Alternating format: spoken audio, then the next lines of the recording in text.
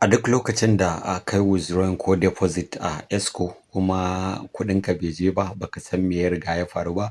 So kafin kai contacting ainihin support ya kamata ka fara zuwa cikin dashboard ɗinka ka duba menene problem ɗin. Yanzu zan nuna mana inda zaka duba ko da akwai wani problem maybe baka yi daidai ba ko ka missing wani abu ko wane ne. So zan nuna mana inda zaka je ka duba za su gaya maka abin da ya riga ya faru. Kamar yadda mutane suke ta tambaya na yi withdraw amma har yanzu bai shigo ba, na yi contacting kaza. So bari in nuna ma yanda abin da zaka fara yi kafin nan. Abin da zaka fara yi shine anan zaka zo kai login, kana login zaka shiga dashboard ɗinka. Wanda yake da live account kenan, wannan demo ne live account ake magana. Sai ka zo ka taɓa live, da ka taɓa sai ka jira zai loading, zai kawo maka inda zaka shigar da details ɗinka. So idan bai kawo maka ba zai kawo ma ni da yake na yi login da komai da wasu abubuwa. So babban abin da za mu yi solving yanzu shine problem ɗin da idan misali ka yi withdrawing bai je ba kuma baka san me ya riga ya faru ba. So kamar yadda kuke gani a sama akwai gurare kamar haka, misali nan guraren ga su nan kamar haka guda uku. So nan zaka zo ka taɓa.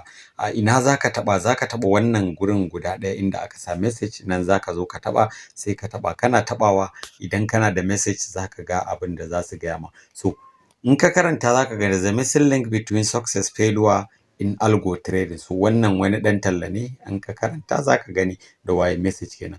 Idan kuma problem ne ka riga ka samu zaka zo nan gurin da aka sa ƙararrawa sai ka taɓa shi. Kana taɓawa duk wani problem da kai, misali kayi withdrawing bai je ba, kayi kaza bai je ba, so za su sa maka notification ɗin anan. Nan kuma dama kowa ya riga ya sani tambari ne na country wa'anda duk wanda ka zaɓa, misali language ɗin da kake amfani da shi. Yanzu in na danna Arabic so na zaɓi AVA, to mostly abubuwa na wasu za su juya su koma Arabic kamar yadda kuke gani. Haka idan na koma misali idan na koma na dawo na zaɓi misali English ɗina gashi nan, ko Hausa gashi nan, misali na dawo na dawo kan shi ainihin wannan ɗin na danna sai na dawo ga Hausa nan wanda mutanen Najeriya. Idan na danna language ɗin zai koma Hausa. So idan ma baka fuskanci abubuwan ba in ka koma komai zai juya ya zama Hausa, sai ka dinga karantawa ka dinga gani domin ka samu abubuwan da za su maka insha Allah. So waɗannan shine. So amma Hausan bai zama lalle wai kaga Hausan ta riga ta yi ba, wanda ya fi amfani dai shine English. Idan ka canja shi zuwa Hausa yana Arabic to dole sai ka zo wajen language nan ma ka taɓa. Kana taɓawa zai juya daga wannan ɗin language ɗinka zai koma Hausa. So kamar yadda kuke gani yanzu komai ya riga ya juya ya zama Hausa cikakke.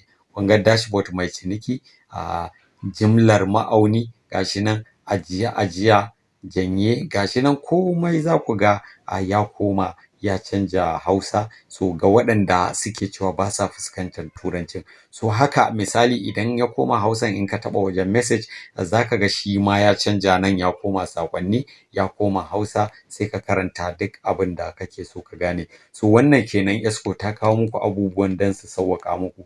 Kaɗai abin da kawai za ka yi shine in kana so ka canja language za ka zo nan gurin inda aka sa tuta ɗin nan sai ka zaɓi duk language ɗin da kake so. Da ka taɓa zai kawo maka sunayen garuruwa. Kun ga gashi Turanci, Larabci, UEA, Sinanci gashi nan, Sinanci na gargajiya gashi nan, Indonesia, Jafananci, Portugal, Portuguese, Russian, mutanen Espanya, Thai gashi nan, Vietnam, duk wanda ka zaɓa. So sai na zo sai na zaɓi Turanci, na danna Turanci. Gashi na riga na danna Turanci.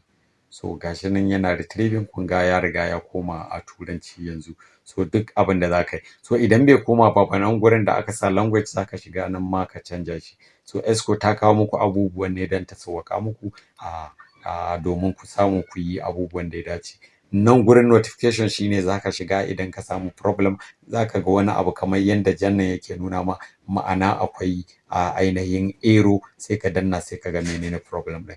Idan ka danna baka gane ba sai ka zo ka taɓa nan gurin da aka sa sai ka canja language ka koma yaren da kake ganewa. Wannan insha Allah zai baka dama kai solving problem ɗin da yake faruwa da kanka tun kafin kai contacting ainihin support ko kuma wani abu insha Allah. Da ka duba ka ga problem na withdrawing ko wasu abubuwa ko kuɗin da ka sa ko yayi yawa ko yayi kaɗan ko wasu abubuwa, so kawai sai ka canja sai ka sake abin da ake gani. ina fatan an gane a wannan short bidiyon an fuskanci yadda za a sa language, za a saka yare, yadda za a duba idan akwai problem, yadda za ka yi solving problem da kanka insha Allah. Assalamu alaikum wa rahmatullahi wa barakatuh.